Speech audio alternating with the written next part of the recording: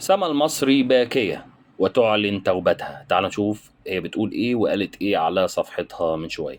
سما المصري بتعلن توبتها وارتدائها الحجاب، بتقول لو بتحبوا النبي محدش ينشر اي حاجة عنده ليا يا جدعان، بعد اذنكم اي حد عنده مقطع لسما المصري اي شيء وهي بتغني بترقص بتعمل اي حاجة، ارجوكوا ما ينشرهاش، لان هو اللي هيشيل ذنبها. هي خلاص اعلنت توبتها قدام ربنا، فانت لو نشرت حاجه فانت اللي هتعاقب، هي مش هتعاقب. خلاص هي بقى بتقول انا قفلت الانستجرام وهقفل الفيس بعد الفيديو دوت، ومسحت كل الفيديوهات اللي على التيك توك. وبتقول انا في صراع نفسي ومش قادر اتحمله، وبتمنى من ربنا يقبل توبتي ويتوب عليا من اللي كنت بعمله. وبتقول وبتترجى الناس محدش ينشر اي حاجة ليا وانا بجسمي، ولا حتى ولا بشعري زمان، عشان انا لبست الحجاب خلاص.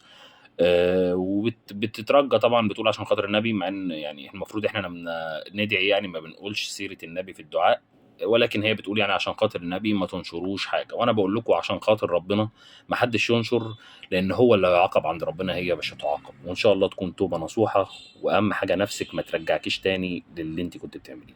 سلام.